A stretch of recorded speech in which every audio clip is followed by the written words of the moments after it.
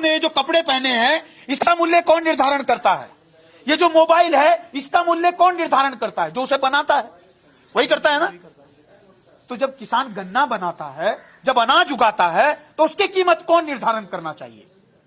किसान को, लेकिन नहीं करना चाहिए। इसलिए ये कानून कहता है कि आपके जो प्रोडक्ट होगा, आपकी जो फसल होगी, उसका मूल्य निर्धारण करने का जो काम होगा वो लाला करेगा। वो नहीं लेगा आपका 50 रुपए भी, वो कहेगा ये फीका गन्ना है, इसको नहीं मैं लूंगा। वो कह नहीं सकता ऐसा। स्वामीनाथन की एक रिपोर्ट कहती है कि धान को, 1 क्विंटल धान को उगाने में 3600 रुपया खर्च होता है किसान का, तो उसको कितना मिलना चाहिए? 1 क्विंटल धान को उगाने के लिए 3600 रुपया खर्च होता है। आप देख लीजिए, पहले पौध बोते हैं बीज को, फिर पौध उखाड़ते हैं, फिर उसको लगाते हैं, फिर उसमें खाद डालते हैं, कितनी बार निराई करते हैं। मैं भी किसान का बेटा हूं। 3600 रुपया 1 क्विंटल धान में, चावल बनाने में आपका खर्च होता है। और आपका कितना रेट है अभी? धान का क्या रेट है जी? 1500-1600 रुपया, मतलब आपका आधा मूल्य मिल रहा है। और स्वामीनाथन की रिपोर्ट क्या कहती है? किसान को जितना उसका खर्च होता है 1.5 गुना मिलना चाहिए। अरे कम से कम थोड़ा तो दो, बचत तो होनी चाहिए ना। तभी तो किसान खेती में अपना मुंह रगड़ेगा, तभी तो अपने खून पसीने को बहाएगा, नहीं तो क्यों उसमें करेगा वो? ये मूल्य उसको नहीं मिल रहा है। और ऊपर से सरकार कह रही है कि पूरी जमीनों को प्राइवेट हाथों में सौंपा जाएगा। बाबा साहब अंबेडकर भी कह रहे थे कि सारी जमीन का राष्ट्रीयकरण कर दो, उद्योगीकरण कर दो। और जैसे ये कंपनी में 2 रुपए का पानी का 20 रुपए बना रहे हैं, ऐसे किसान को भी मौका दो। किसान बैठेगा कानून में और वो तय करेगा मेरी फसल की कीमत क्या होनी चाहिए। जब किसान बैठेगा तभी तो मूल्य निर्धारित होगा।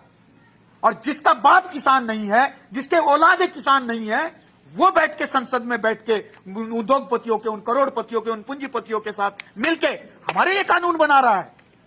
क्या ये लोकतंत्र है? इसलिए राष्ट्रपिता ज्योतिबा फूले साहब कह रहे थे 200 साल पहले, है मेरे किसान और मजदूर, जब तेरे ऊपर जुल्म होगा तो तू उठाना कोड़ा और मारना जुल्मी की कमर पे कस के। उस किताब में लिखा है ज्योतिबा फूले ने, और लिखा उस किताब में, मारना उसको, उसकी कमर पे कोड़ा कस के, जो तेरे ऊपर जुल्म करेगा, तेरे हक और अधिकार को खाने की कोशिश करेगा। और यह भी कहा, और अगर तेरा ही किसान, तेरा ही मजदूर तेरे साथ नहीं आता है तो उसको भी मारना कोड़ा कस के, क्योंकि वो तेरा साथ नहीं दे रहा है, तुझे बर्बाद करने के लिए दुश्मन के साथ मिल रहा है। हम भी आपको कोड़ा मारने आए हैं कि जागो। और अगर आज नहीं जागोगे तो जो बच्चा आज खिचड़ी खा के मर रहा है वो कल इससे भी बदहाली में जाएगा। बात बाबा साहब अंबेडकर की करते हो, रैदास की करते हो। घंटी बजाने से नहीं रैदास खुश होता है, घंटी बजाने से पेरियार खुश नहीं होने वाले हैं, अंबेडकर आने वाले नहीं हैं। 36 करोड़ देवी देवता, अल्लाह, ईश्वर, गॉड, कोई आने वाला नहीं है। उन्होंने सोचो क्या कहा था। डॉक्टर अंबेडकर कह रहे थे, जाओ अपनी दीवारों पे लिखो, हम इस देश के हुक्मरान बनेंगे। गडरिया जात में पैदा होने वाला पेरियार इस देश के मूल निवासियों को सत्ता में लाना चाहते थे, इस देश की कुर्सी पे अधिकारी, डीएम बनाना चाहते थे। माता अहिल्याबाई होलकर भी गडरिया जात में पैदा होके, हमारे मूल निवासी समाज में पैदा होके इस देश से छुआछूत को खत्म करना चाहती थी। सबके लिए उन्होंने अस्पताल बनाए, सबके लिए उन्होंने विश्रामालय बनाए। और ज्योतिबा फूले ने सबसे पहला जो स्कूल 1848 में खोला, इससे पहले आपके बच्चों को पढ़ने का अधिकार नहीं था, स्त्री शूद्रो विद्या नाद्यताम के आधार पे, और उसका नाम उन्होंने अहिल्या आश्रम रखा। अहिल्याबाई, माता अहिल्याबाई होलकर के नाम से पहला स्कूल भारत में खुला, जिसमें चमार, पासी, खटीक, जाट, गुजर, अहिर, गडरिया, सैनी पढ़ सकते थे। उससे पहले नहीं पढ़ सकते थे, महिलाएं पढ़ सकती थी। और बात हम कर रहे हैं अपने पुरखों की, रविदास की बात करते हैं। क्या कहा रविदास ने? मन चंगा तो कटौती में गंगा। और हमने मतलब लगाया कि गंगा की जय जयकार करते रहो। इसका मतलब तो समझो, मन चंगा तो कटौती में गंगा, मतलब मन चंगा तो व्यर्थ है गंगा, किसी काम की नहीं है, कहीं जाने की जरूरत नहीं है। कहीं जाने की जरूरत नहीं है। आप बाद में बोल लेना मेरे बाद में, मैं आपको मौका दूंगा। अरे उन्होंने सोचो क्या कहा था, ऐसो चाहूं राज में मिले सबन को अन, छोट बड़ो सब सम बसे रविदास रहे प्रसन्न। है मेरे समाज के लोगों, रविदास कह रहे हैं, है मेरे समाज के लोगों, मैं ऐसा राज चाहता हूं जिस राज्य में कोई भूखा ना हो, छोटे बड़े अमीर गरीब सारे बराबर बसते हैं, सबके पास रोजगार हो। ऐसो चाहूं राज में मिले सबन को अन्न, सबको अन्न मिलना चाहिए, सबके पास रोजगार हो, सबके पास नौकरी हो, छोटे बड़े सब बराबर बसे। ऐसा नहीं होना चाहिए कोई गांव में शहर में घुसे और गली में घुसते ही पता लग जाए ये चमार का मकान है, ये भंगी का मकान है, ये गडरिये का मकान है, ये जाट का मकान है और ये बामन का मकान है। नहीं होना चाहिए ऐसा। ऐसा नहीं होना चाहिए कि दूर से देख के पता चले ये मुसलमान ये हिंदू का मकान है। सारे बराबर बसने चाहिए। और अगर तुम ऐसा देश बना दो तो मुझे खुश समझना। किसने कही ये बात? जिसकी घंटी बजाते हैं हम, अभी अप्रैल फरवरी में बजाएंगे और एक साल फिर सो जाएंगे खिचड़ी खा के, हलवा खा के। क्या उसने हलवा खाने से कुछ होना था? उसने तो बताया मैं ऐसा राज चाहता हूं मिले सबन को अन्न, छोट बड़ो सब सम बसे रविदास रहे प्रसन्न। रविदास तब प्रसन्न होगा जब तुम ऐसा दे। बेगम पूरा देश, बिना गम वाला देश। बताइए किसके पास गम नहीं है आज? सबके पास गम है। और कैसे बनाने का सूत्र दिया?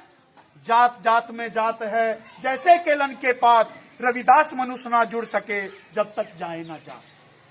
जात पात के फेर में उलझ रहे सब लोग, मानुषता को खात है रविदास जाति को रोग। जाति को क्या बताया? क्या बताया? रोग बताया। और हम क्या कर रहे हैं? गर्व से कहो हम चमार हैं, गर्व से कहो हम गडरिये हैं, गर्व से कहो हम जाट हैं, हम गुजर हैं, हम अहीर हैं, हम ब्राह्मण हैं। तो होते रहो। बाबा साहब कह रहे थे एनिलेशन ऑफ कास्ट करो, जाति को बीज नाश करो। पेरियार कह रहे थे जाति को नष्ट करो। फूले कह रहे थे जाति को नष्ट करो। रैदास कबीर नानक कह रहे थे जाति को नष्ट करो। हम कह रहे हैं गर्व करो। तो अगर जाति पे गर्व करोगे तो जाति खत्म होगी कि बनी रहेगी? मतलब नाम तो रविदास का ही होगा लेकिन काम चुटियाधारी आतंकवादी का होगा। बात उसकी मानेंगे और नाम अंबेडकर का लेंगे। क्या दो नाव में चलने वाला आदमी कभी जिंदा बच सकता है? डूबेगा, मरेगा और मछलियां उसको निगल जाएगी। इसलिए एक पथ पे चलने की कोशिश करने के लिए कि अगर बात पुरखों की करनी, अहिल्याबाई होलकर की करनी, पेरियार की करनी, अंबेडकर, रैदास, कबीर, नानक की करनी है, फूले की करनी है, तो फिर एक ही रास्ते पे चलना होगा। या तो सबको बराबर अधिकार देने वालों के लिए, या फिर सबके ऊपर एक ब्राह्मण को बैठाने का राज लाना होगा। और लाओ फिर अखिलेश यादव कुर्सी से उठेगा और उसको गाय के मूत्र से धुला जाएगा। बनाओ फिर ऐसा राज। उसी राम राज्य में जिसमें शंभुक की गर्दन कटती थी, फिर तुम्हारी भी कटेगी। फिर गडरिया गाय और भैंस चराता रहेगा, चमार जूता बनाता रहेगा। 2 कौड़ी का जूता जब बनता था तब हम चमार थे, तब हम गडरिये थे। जब हम गाय चरा करके, वो भेड़ चरा करके उसके ऊन उतारते थे, जब हम उसके कपड़े बनाकर हम झुलाए थे, और तब हम बर्तन बनाते तो कुम्हार थे। बुद्धं शरणं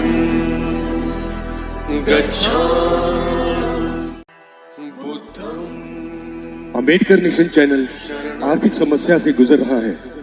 अगर आप बहुजन समाज में बाबा साहेब अंबेडकर और तथागत बुद्ध की विचारधारा को अधिक से अधिक लोगों तक पहुंचाना चाहते हैं तो हमें आर्थिक सहयोग प्रदान करें, ताकि हम अपने चैनल के माध्यम से देश विदेश में समता, बंधुता, एकता और संवैधानिक अधिकारों को ज्यादा से ज्यादा लोगों तक पहुंचा सकें। आप अपनी सहायता राशि नीचे लिखे खाते में जमा करा सकते हैं। खाता धारक गौतम रत्ना, खाता संख्या 316957686551, IFSC कोड SBIN 0060336, बैंक भारतीय स्टेट बैंक। आप हमारे बैंक खाते का विवरण स्क्रीन पर भी देख सकते हैं।